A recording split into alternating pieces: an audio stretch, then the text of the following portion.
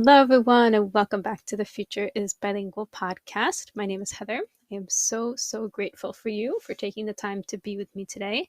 I know this is a very busy time of year, and I'm sure you have many things that you need to get done, and maybe you are able to multitask and listen while you're doing something else, which is great. That is my favorite way to podcast as well. First, just want to apologize for my voice because I'm getting over a pretty nasty cold, but I am lucky that it is at the end of it and I can now enjoy the holidays and the end of the year with my family. So all is well on that front. So it is the end of the year, as I just said. I'm recording this on the second day of winter. The winter solstice just happened yesterday, which means we are in the middle of Hanukkah. Christmas is upon us. The new year is right in sight. It is not far away. And I'm sure if you are like me and you are listening to podcasts and on social media, that you are just inundated right now with posts and episodes all about resolutions and making 2023 your best year ever and your best self ever and all these things. And this is actually, I think, a very exciting time. There's a lot of positive energy, a lot of energy in this end of the year and the turning of the new page and starting of a new calendar year. I enjoy it, but I know that it can also be a very heavy time of year.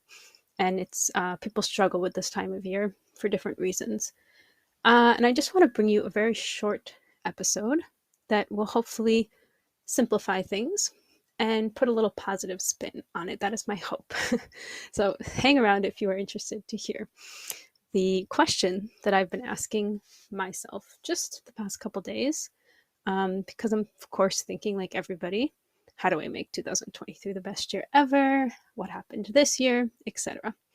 So my question to myself that I want to share with you is, what do I want to do more of? That's it. What do I want to do more of? Because really, we all have 24 hours in our day.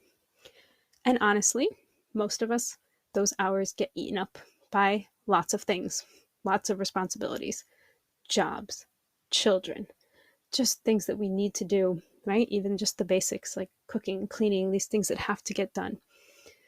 So with the limited time that we have free, what do I want to do more of?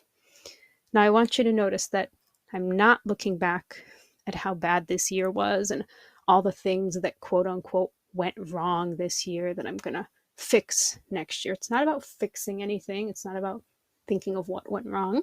It's also not about trying to think of all the steps that I need to do in order to reach some ideal, reach some goal that I have in mind. So I'm not thinking of a goal, right? That's not my aim here either. And I'm not thinking about what I wish I could be. I'm not trying to change myself, right? I'm really looking at myself as I am now.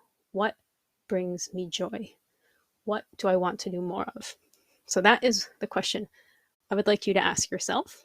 And as a really good exercise, you could take the time to write all the things down that bring you joy. This is also kind of a gratitude practice, right? From the very little mundane, like having a hot cup of coffee in the morning, to bigger things, of course. So you can pause the episode right now. I invite you to pause and take a minute to write all those things down. I've done this in the past and I really enjoy it. I've also noticed every year it's kind of the same list of things that I enjoy, things that I want to do. So if you're so inclined, go ahead and do that. But myself, as I was thinking, I started to write down, as I normally do, what are all the things that I love? What are all the things I hope to do in the following year, the coming year? I kind of stopped and said, not all of these things have to be fixed, right? I'm still in that fixed mindset of fixed is kind of the negative, right? So I thought to myself, I'm happy with the amount of reading. I started to write, read more, walk more. And I thought, you know what?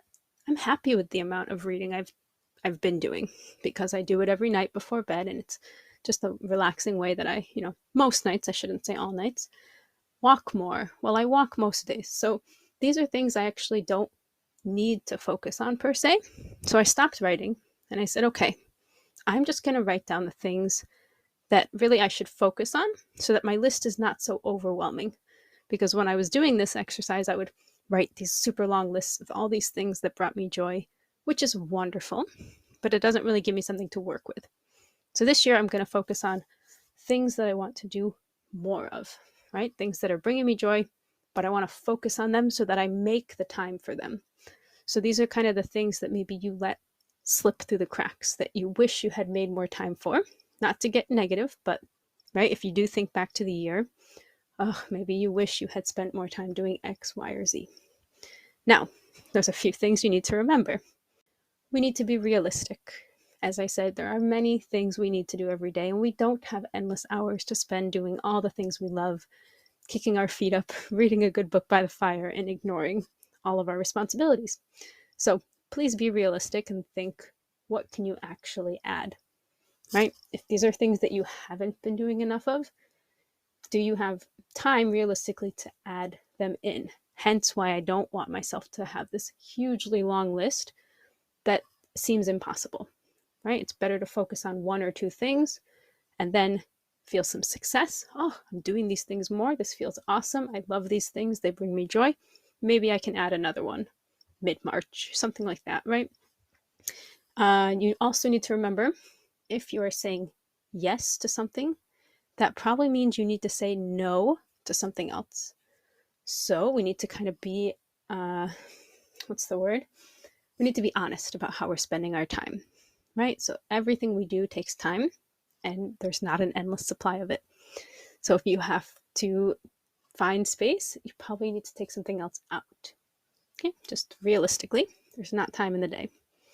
One last thing to remember, which I know we all know, but it bears repeating, is that life is unpredictable and things will get in the way. They will get thrown at you and throw your whole plan off course, right? So when we make these kind of resolutions and we ask ourselves these questions, what do I love doing?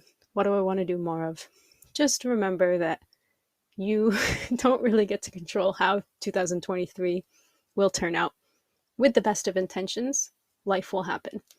So you can have the best of intentions and things don't always go the way. Things usually don't go the way we plan. So don't beat yourself up because that's just part of life, right? You can acknowledge it and say, okay, this is a season. I'm going to lean into this. This is what I need to do right now.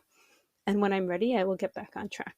So just be kind to yourself because life will definitely happen. Okay, so now that we know what the question is, let me give you 3 examples from my life of things that bring me joy that I'm trying to do more of already, right now, before the new year starts, because there's no magic that happens on January 1st, right? The first thing is to record more podcast episodes. So I know that 2022 didn't really see a lot of episodes getting published. I realized that it was a crazy year. As we talked about, life gets in the way.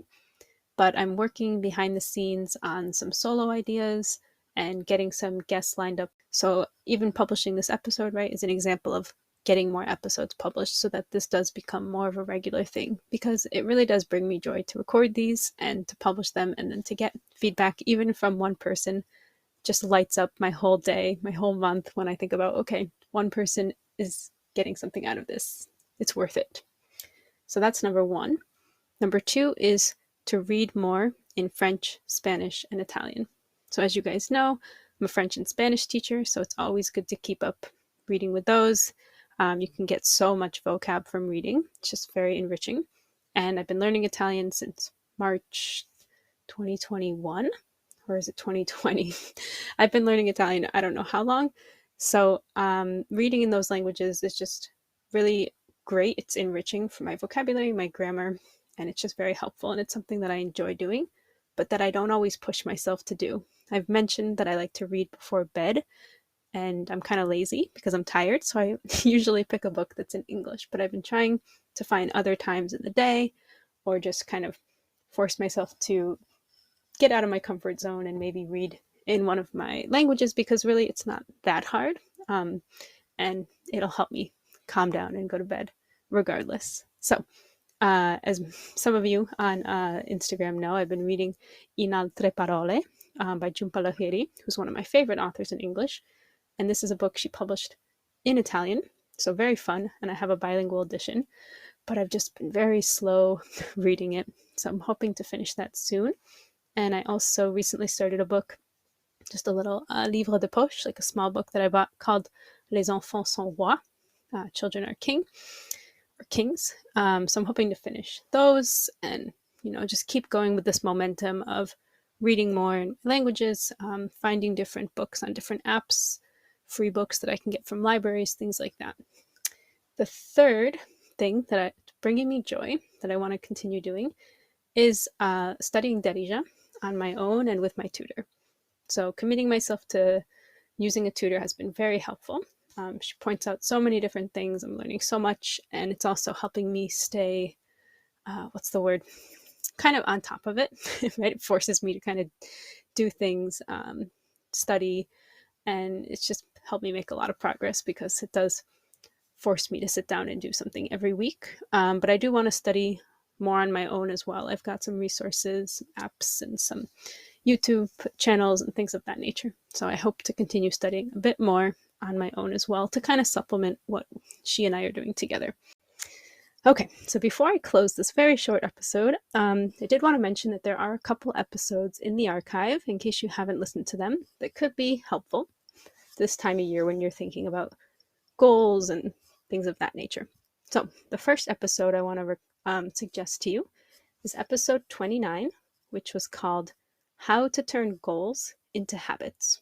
So it was a short-ish episode, under 30 minutes, with 5 steps and very real life examples from my own life of how I was taking these goals and actually looking at how I can change those and put them into my actual schedule and make them a habit so that they don't remain this lofty goal in my head.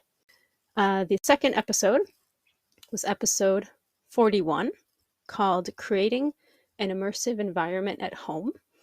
This probably is our longest episode. I recorded it with my co-host Marcin.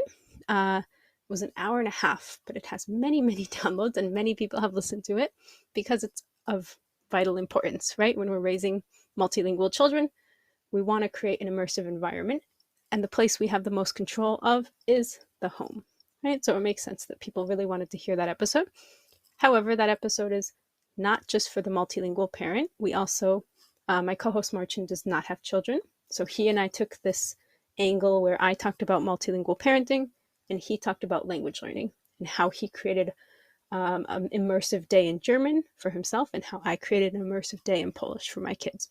So that's an interesting episode to go back and listen to. And lastly, one from way, way back in the archives is episode 7, How to Become Fluent. And this episode also has some key tips on how to do that. But before talking about how to become fluent, we have to define fluency. What does that mean? What does it mean to be fluent? So give that episode a listen because it's definitely worth thinking about, especially if you're looking at people and their goal is become fluent in this language, reach C2 in this language. So episodes that might help you this time of year if you have not heard them. And even if you have, like myself, it's good to go back and listen to them, which I was doing because it's been a while. Those episodes were published at least a year, if not more ago. So I'm going to close this episode by wishing you and yours all the best this season. I wish you the happiest holidays and a very happy new year full of love and joy and, of course, health, the most important thing. Alors, joyeuses fêtes à tout le monde et bonne année. Feliz Navidad y próspero anno nuevo. Buon Natale y felice anno nuovo. Wesołych świąt, oraz szczęśliwego, nowego roku. كل عام وانتم بخير. Take care, everyone. We'll see you in the new year.